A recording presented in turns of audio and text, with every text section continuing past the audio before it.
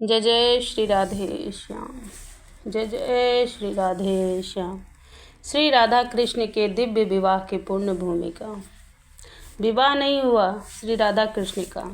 जब इतना ही प्रेम था तो विवाह क्यों नहीं की? बड़ी विनम्रता से पूछा था ये प्रश्न ब्रजनाभ ने महर्षि शांडिल्य से।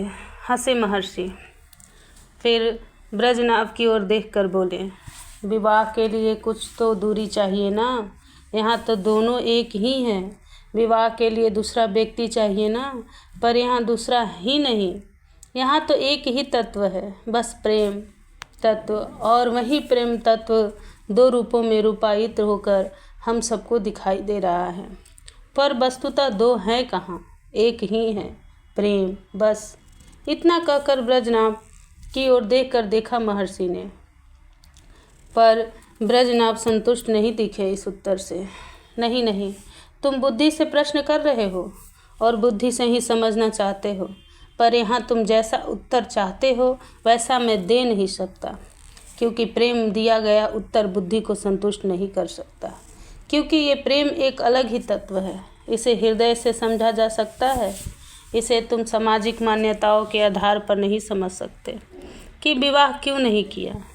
अरे ब्रजनाभ, विवाह एक सामाजिक व्यवस्था है, पर प्रेम सामाजिक व्यवस्था नहीं है।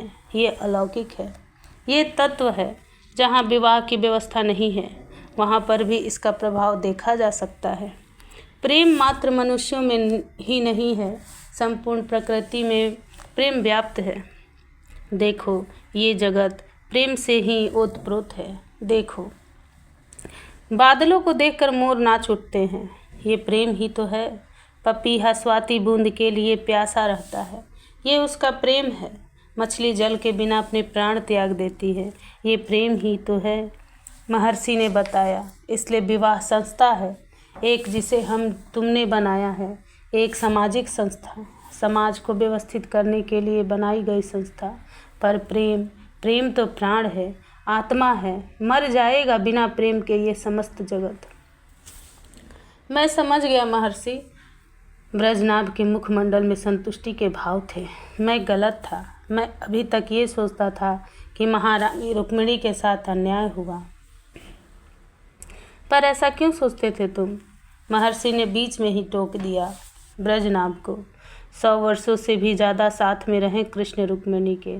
कृष्ण का अंग संग नित्य प्राप्त होता रहा, पर उन लक्ष्मी स्वरूपा रुक्मिणी को फिर अन्याय कैसा? सदैव महारानी बनकर द्वारिका में कृष्ण के साथ रहीं। कैसा अन्याय रुक्मिणी के साथ? अगर इसी दृष्टि से सोचना है तो अन्याय श्री राधा रानी के साथ किया कृष्ण ने। पर कोई शिकायत की श्री राधा ने? इस जगत को निस्वार्थ प्रेम क्या होता है ये बताने के लिए ही श्री राधा रानी का प्राकट्य हुआ। तुम इस बात को समझो, कृष्ण सुखी रहे, बस यही कामना रही श्री राधा की। कृष्ण प्रसन्न रहे द्वारिका में, बस यही बात से संतुष्ट हैं श्री राधा रानी।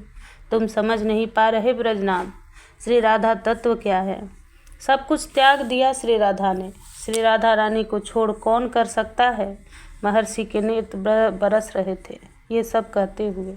तुमने पूछा ना कि विवाह क्यों नहीं किया। श्री राधा रानी ने स्वयं नहीं चाहती थी कि विवाह के बंधन में बांध कर मैं कृष्ण को उनके कर्तव्य से हटाऊं। कंसादी को मारना, यादवों को स्थापित करना, पांडवों को उनका राज्य दिलाना। और किसने कहा तुमसे विवाह नहीं हुआ श्री राधा कृष्ण का? हुआ, पर यह विवाह स्वयं अस्तित्व के द्वारा रचा गया विवाह था। अस्तित्व ने स्वयं रचना की थी उस विवाह मंडप की। विधाता स्वयं खड़े थे विवाह करवाने के लिए। प्रकृति स्वयं चंदोआ तान कर उस मंडप को सजाने में लगी थी। आकाश में उतरे थे भगवान शंकर, जो डमरू बजाकर नाचते हुए आए थे। नारद जी के साथ तुम्बरू उनके गायक, उन्होंने आकर उस विवाह के महफिल को सजाया था। सखियाँ, अष्ट सखियाँ, जिनके आगे लक्ष्मी, उमा, ब्रह्माणी भी लजा जाती थी, ऐसी सखियाँ थी श्री राधा रानी की। फिर श्री राधा रानी कैसी होंगी विचार करो। आकाश जगमगा गया था, सितारे उतर आए थे धरती पर। ओह, उस विवाह के बारे में मैं सोचता हूँ कि आज मैं आनंद सिंधु में डूब जाता हूँ। ब्रजनाभ, ओह क्या विवाह था वो।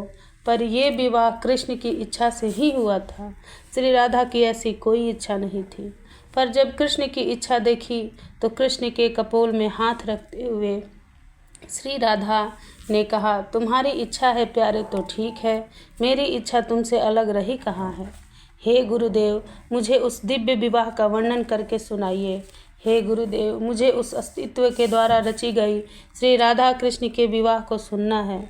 मैं अधिकारी तो नहीं हूँ उस दिव्य विवाह को देखने का, सुनने का, पर आप जैसी प्रेमी महात्मा चाहे तो मुझे जैसे अनाधिकारी को भी अधिकारी बना सकते हैं।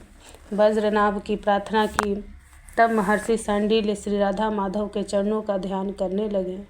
मेरे पास में आए थे नंदनंदन श्री कृष्णचंद्र जी, क्योंकि ये सौभाग्य मुझे ही प्राप्त था कि मैं उनका पुरोहित बनूं। हे महर्षि, मेरे पास आकर उन्होंने प्रणाम किया। सायंकाल की बेला थी, मैं ध्यानस्थ था। वो बैठे रहे। तब जब मैं ध्यान में रहा, पर जब मैंने अपनी आंखें खोली तब श्याम सुंदर नीलमणि के समान, जिनकी अंग कांति थी, मोर मुकुट बंसीधर पीताम्बरी धारण किए हुए मेरे सामने बैठे थे। मुझे रोमांच हुआ। उनके दर्शन करते ही मैं मर्यादा ही भूल गया।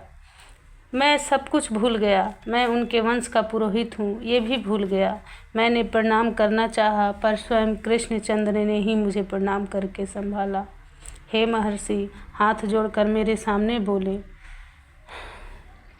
कृष्ण मेरी प्राण बल्लभा, मेरी सर्वस्व, जिनके बिना ये कृष्ण अधूरा है, उन श्री राधा रानी के साथ विवाह करना चाहता है ये कृष्ण। ये सब नंद नंदन के मुख से मैंने सुना। मेरे आनंद का कोई ठिकाना नहीं रहा। वो बोले जा रहे थे, कृष्ण में कहाँ प्रेम है? जो भी प्रेम दिखाई देता है वो सब मेरी आह्लादिनी श्री राधा रानी के द्वारा ही प्रदत्त है। हे महर्षि, वो प्रेम स्वरूपा हैं। वे वरदायिनी विनोदिनी मुझे उदारता से अपनाती हैं, तभी तो वे चारों चरण मुझे मिल पाते हैं। नहीं तो मैं कठोर हृदय का, और ये कहाँ कोमल हृदय, अत्यंत कोमल हृदय की स्वामिनी। मैं कहाँ पाप पुण्य के हिसाब द्वारा स्वर्ग नरक में जीवों को भेजने वाला, पर वो सहज कृपा करके पापियों को भी अपनी गोद में स्थान देने वाली, क्योंकि समस्त जीवों के ऊपर उनकी ममता बरसती ही रहती है। मैं तो कठोर हृदय का हूँ, पर मुझे जैसे को अभी अपने हृदय से लगाकर मेरी कठोरता मिटा दी है। उन्होंने मुझे प्रेम करना सिखाया। उन्होंने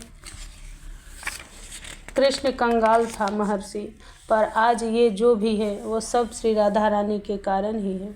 नेत्र बरस रहे थे उस समय कृष्ण के। मुझे तनिक भी अवसर नहीं दिया था बोलने का, और मुझे कुछ बोलना भी नहीं था। मेरे कानों में अमृत जा रहा था। मैं तो धन्य अति धन्य हो रहा था। कुछ देर रुके कृष्ण, अपने नेत्रों को पीताम्बरी से पोंछा, फिर बोले, महर्षि, आपकी कुटिया में आने का कारण है, और कारण यह है कि मेरी प्राण बल्लभा तो नहीं चाहती कि विवाह जैसी कोई व्यवहारिक बात हमारे प्रेम में हो। तुम निभा ना पाओगे प्यारे, कहती हैं।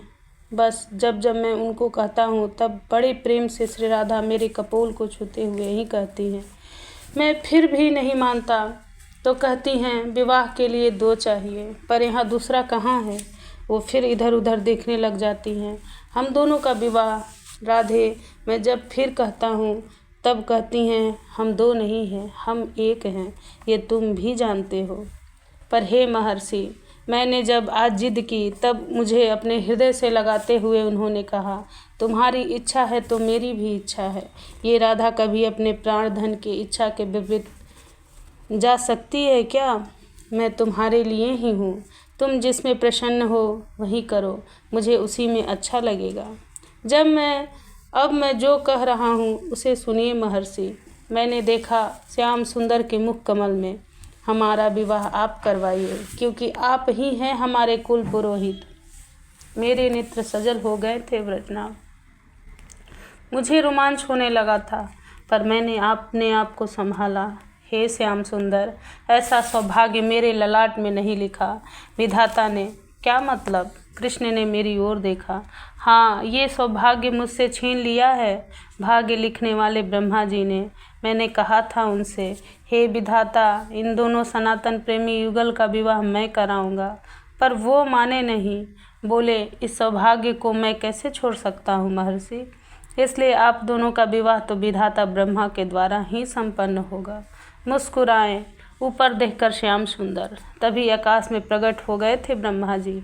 उन्होंने प्रणाम किया और वेद मंत्रों द्वारा श्याम सुंदर की स्तुति भी की। मुझे प्रणाम करके श्याम सुंदर अब जाने लगे थे, तब मैंने ही ब्रजनाभ उनके चरणों में एक निवेदन किया, हे श्याम सुंदर, इस विवाह का दर्शन मुझे भी कराना। उन्होंने मुस्कुराकर हाँ कहा और चले गए। इतना ही बोल पाए महर्षि सांडिल।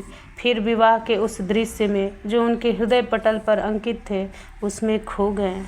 आहा, दुल्हन प्यारी राधिका, दुल्हा श्याम सुजान। जय जय श्री राधे श्याम, जय जय श्री राधे श्याम।